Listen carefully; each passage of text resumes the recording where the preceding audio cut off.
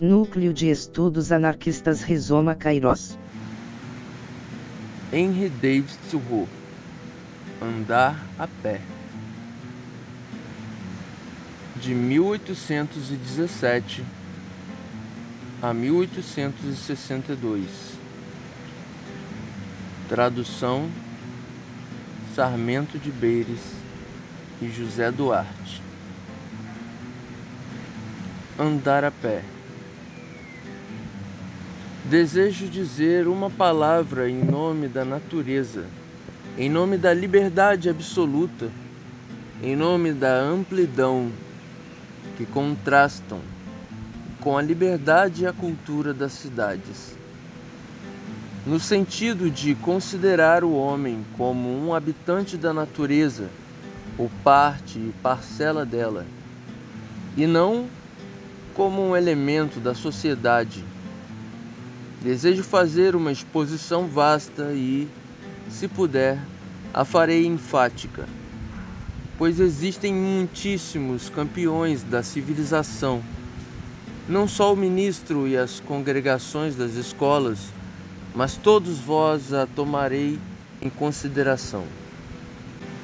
Em todo o decurso de minha vida, só encontrei uma ou duas pessoas que compreendiam a arte de andar, isto é, de dar passeios a pé, que tinham o gênio, por assim dizer, de sauntering, palavra esplendidamente derivada de pessoas vadias que erravam pelo país na Idade Média e pediam esmola sob o pretexto de irem à Sem Terra, a Terra Santa.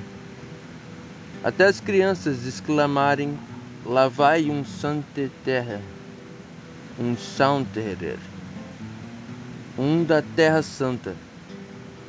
Os que nunca vão à Terra Santa nas suas peregrinações como pretendem, são em verdade meros vadios e vagabundos, mas os que lá vão ter são os Saunters, no bom sentido que tenho em vista.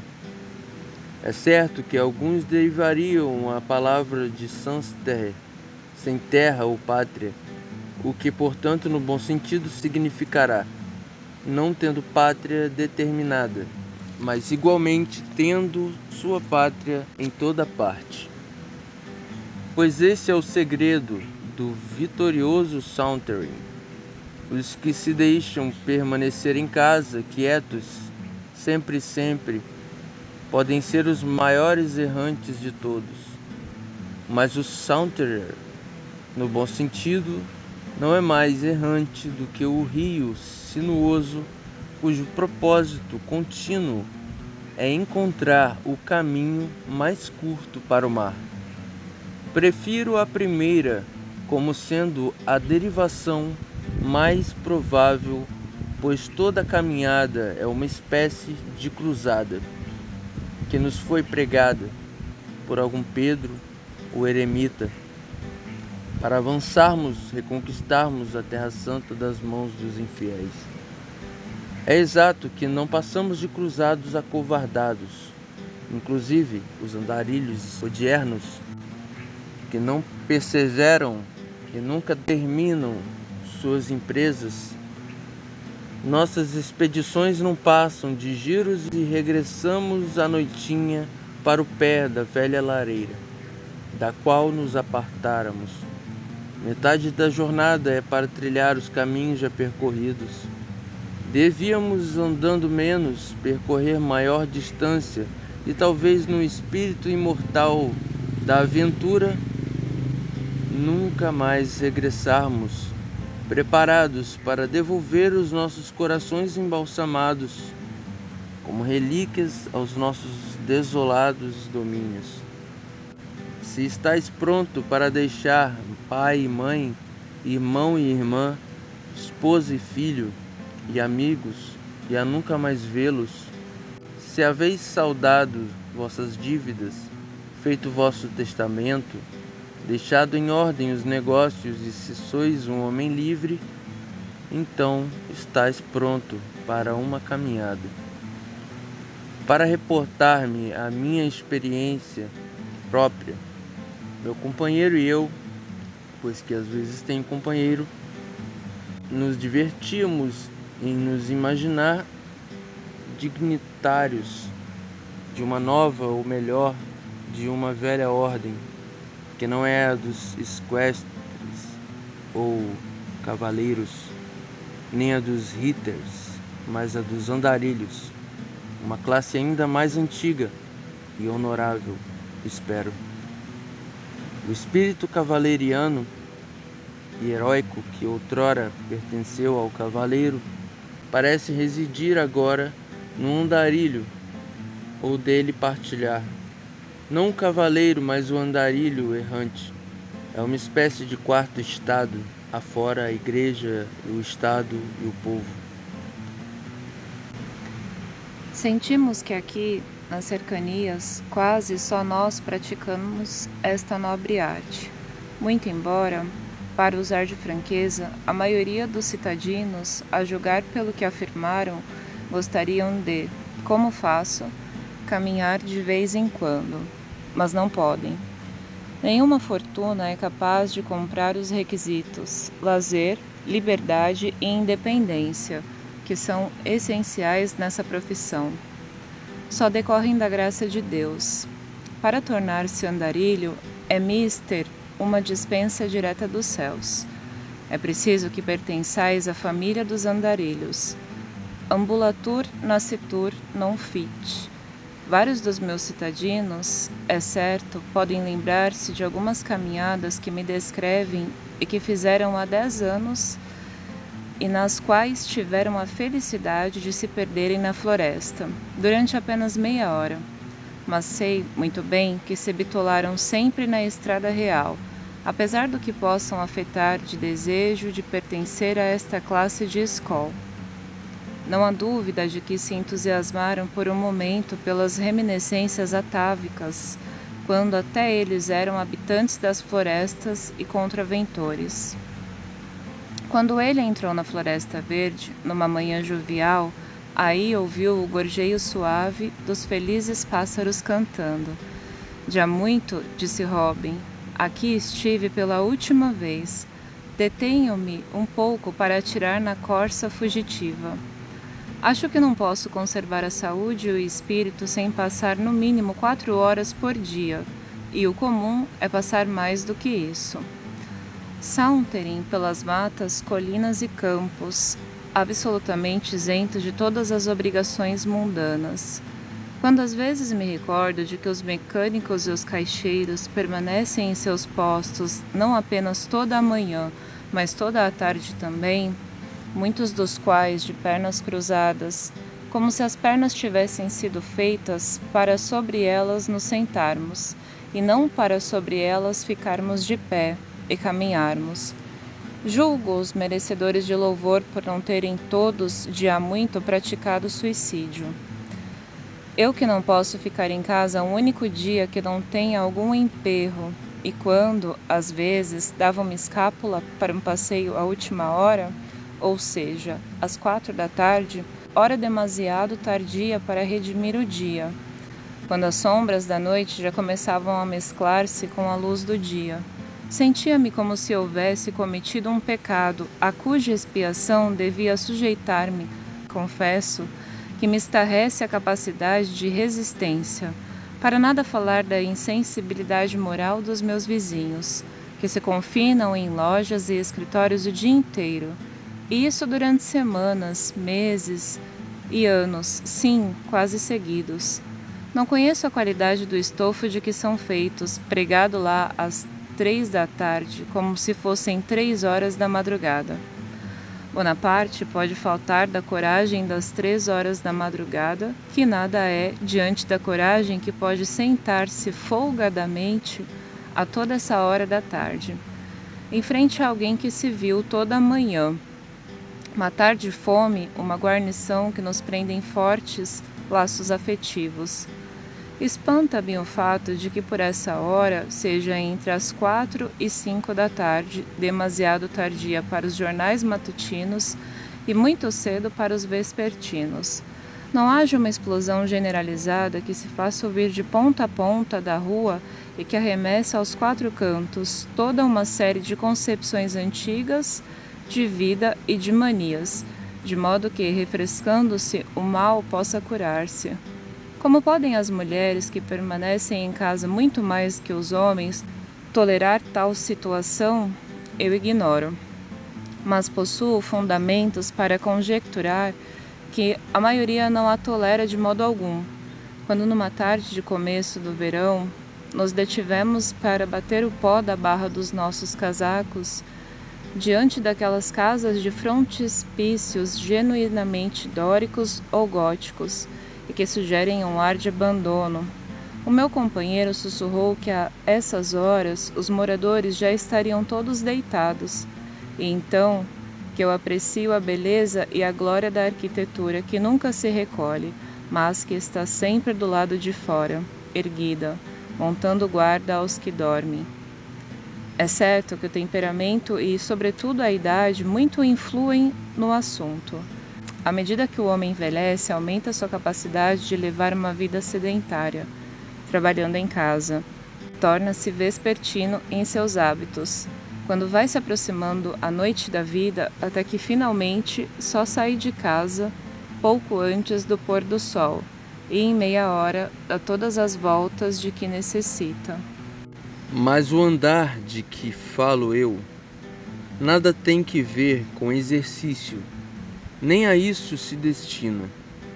Não é como o remédio que os doentes tomam a determinadas horas, nem como os halteres para o desenvolvimento muscular. É antes o movimento e a aventura do dia. Se quiseres exercícios, procurai as fontes de vida. Imaginai um homem levantando halteres para cultivar saúde quando as fontes dela estão borbulhando nos prados longínquos desprezados por ele. Sobretudo, deveis caminhar como um camelo, o qual, ao que sabemos, é o único animal capaz de ruminar em marcha. Quando um viajante pediu à criada de Wordsworth para mostrar-lhe os estudos do amo, ela retrucou: "Eis aqui sua biblioteca, mas os estudos ele os faz na rua."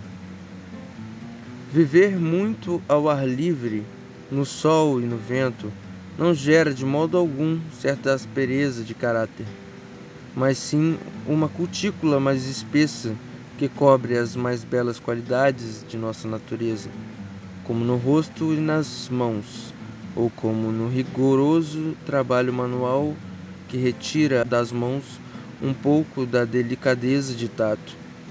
Portanto, permanecer em casa pode, por seu turno, produzir um aveludamento e lisura, para não dizer finura, da pele, acompanhado de uma sensibilidade mais apurada a certas impressões.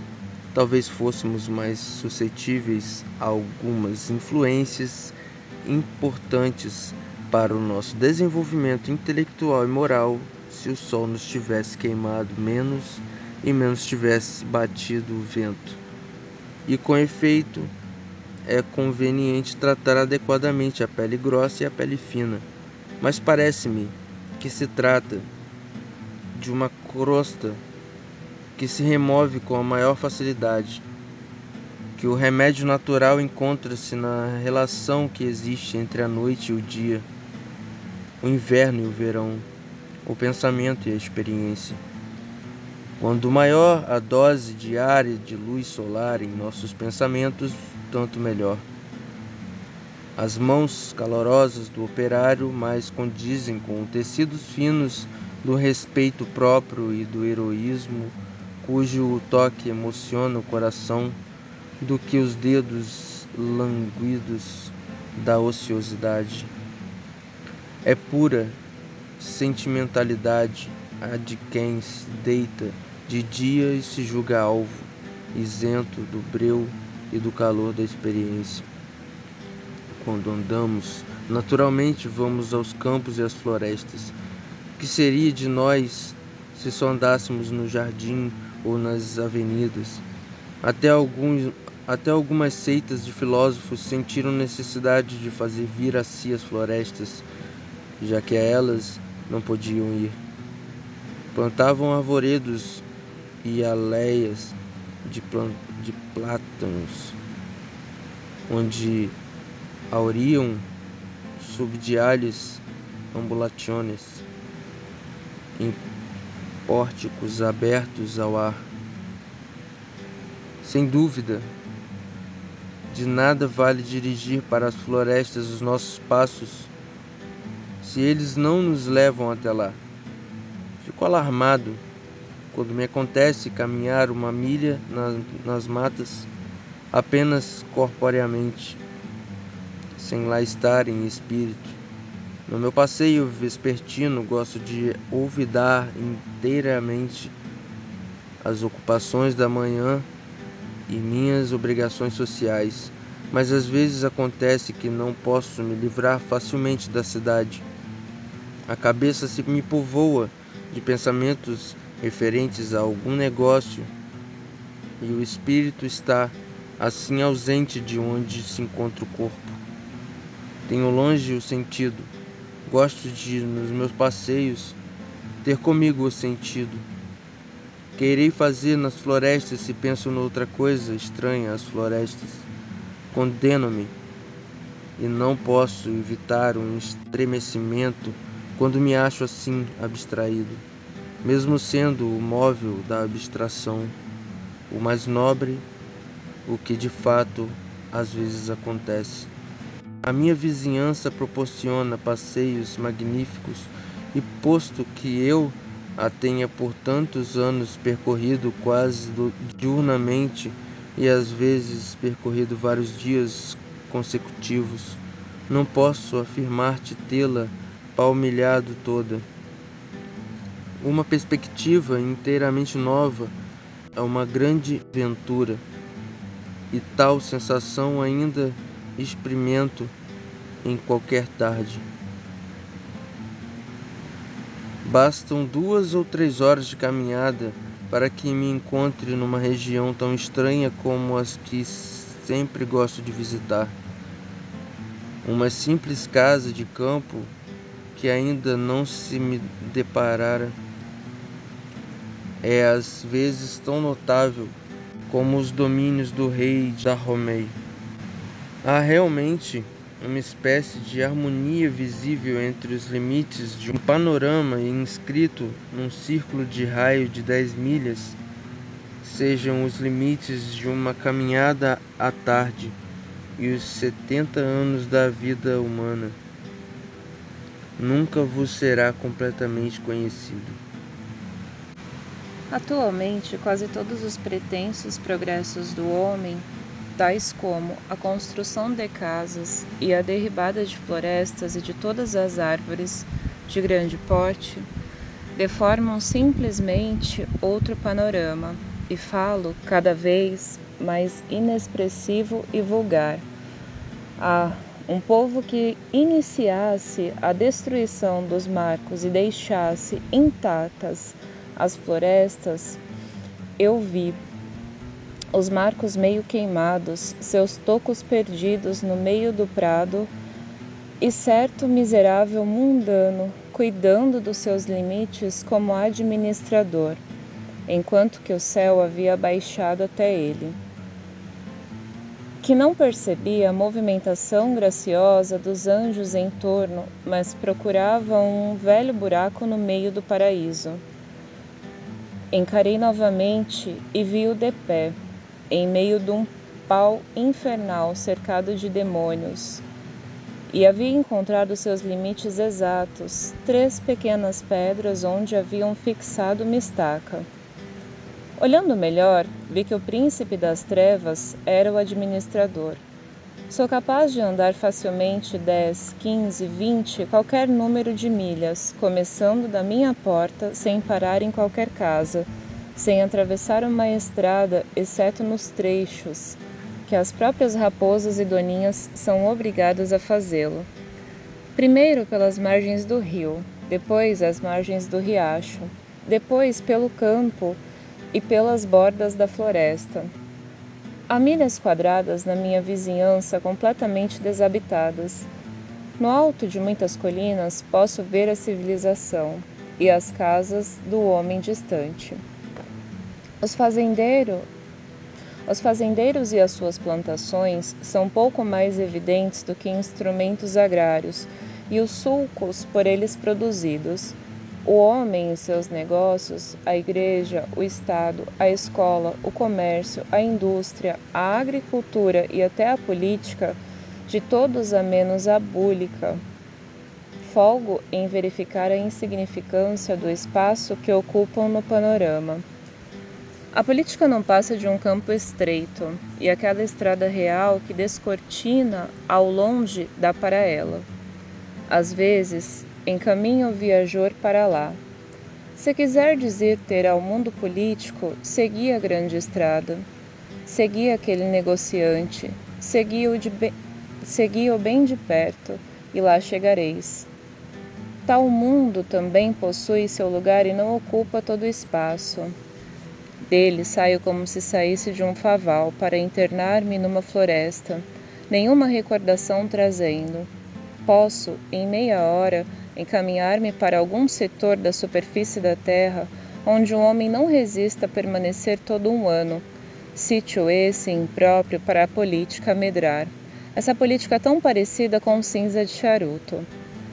A aldeia é o lugar onde levam as estradas, uma espécie de expansão da estrada real, como um lago ou um rio. É o tronco do qual as estradas são os membros, um lugar trivial ou quadrível, o caminho comum dos viajantes. A palavra deriva-se do latim, villa, que, combinado com via, caminho, ou, remotamente, vede e vela, deriva de velho, conduzir, porque vila é o lugar para onde as coisas são levadas e de onde são trazidas. Os que ganhavam a vida carreando animais eram chamados velaturam facere. Daí também, presumivelmente, o vocábulo latino vilis e o nosso vil, também vilae. Isto sugere a espécie e degenerescência a que se entregavam os aldeões. Estropiam-se com a movimentação alheia através e sobre eles, sendo que eles próprios permanecem imóveis. Alguns nem andam, outros transitam pelas estradas reais, uns poucos caminham através de quadras de terras. As estradas destinam-se aos cavalos e aos negociantes. Não as perlustro muito, porque não tenho pressa de alcançar qualquer taberna, ou armazém, ou estrebaria a que elas conduzem. Para caminhar, sou como um bom cavalo, não um cavalo de estrada. O paisagista, para representar uma estrada, usa a figura de um homem. Eu não serviria para modelo de tal figuração. Saio para a natureza, assim como os velhos profetas e poetas, Manu, Moisés, Homero e Chaucer. Nela penetravam. Podeis denominá-la América, mas não é América. Nem Américo Vespúcio, nem Colombo, nem quem quer que seja foi o descobridor dela. A mitologia explica o fenômeno melhor do que qualquer das pretensas histórias da América que eu conheço. Existem, é certo, poucas estradas velhas que se devemos palmilhar com o resultado, como se levassem a alguma parte, agora que são praticamente descontínuas. Há a estrada velha de Marlborough e já não vai mais a Marlborough, suponho, a menos que Marlborough seja o sítio onde ela me leva. Ouso citá-la aqui porque presumo que em todas as cidades haja uma ou duas pontes semelhantes. Presentemente, nesta vizinhança, a maior parte da terra não constitui propriedade particular. O panorama não tem dono e o caminhante desfruta de ampla liberdade, mas possivelmente dia virá em que a terra será retalhada nas chamadas granjas, nas quais meia dúzia de privilegiados terão como exclusividade o seu recreio. quando se multiplicarão as cercas e armadilhas e outros engenhos, inventados para confinarem os homens nas estradas públicas, sendo que o caminhar sobre a superfície da terra de Deus implicará em trespassar os limites de algum cavalheiro. Gozar uma coisa com exclusividade significa excluir a vós mesmos do verdadeiro gozo dela. Melhoremos, pois, as nossas oportunidades antes que surjam os maus dias. Que será que às vezes tanto nos dificulta determinar o destino a dar aos nossos passos? Creio na existência de um magnetismo sutil na natureza, o qual, se cedermos inconscientemente, nos levará ao caminho acertado. Não nos é indiferente seguir este ou aquele caminho, ao caminho certo, mas a negligência e a estupidez muito nos sujeitam a seguir o caminho errado. Muito gostaríamos de dar aquele passeio que ainda não encetamos neste mundo real, e que simboliza perfeitamente o atalho que adoraríamos percorrer no mundo interior ideal. E às vezes, não há dúvida, temos dificuldade em escolher a nossa direção, por não a termos discernido bem em nosso pensamento.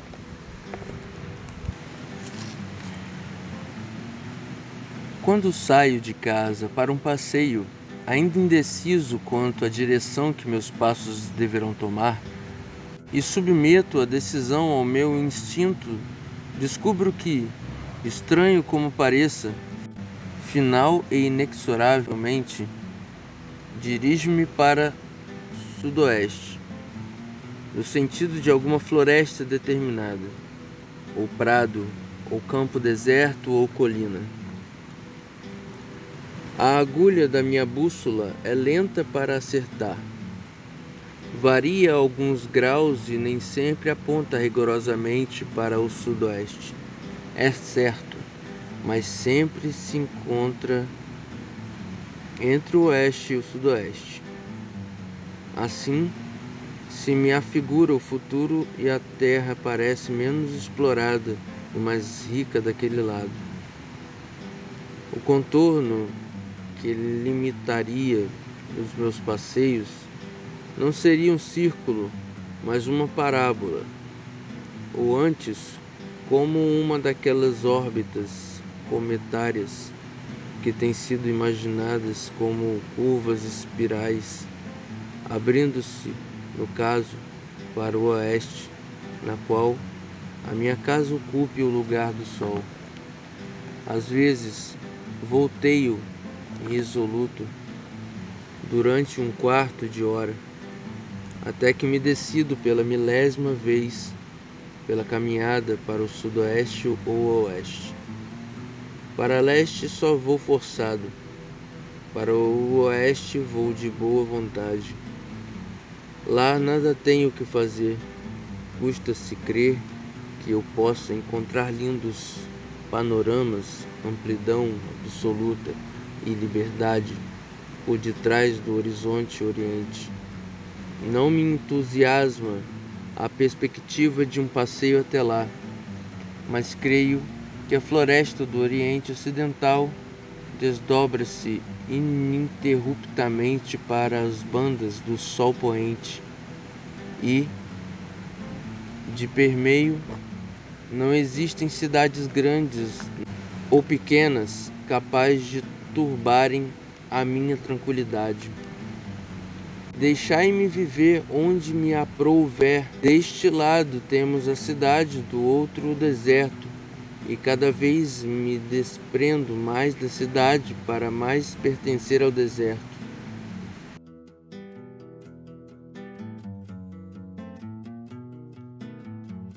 Núcleo de Estudos Anarquistas Rizoma Cairós.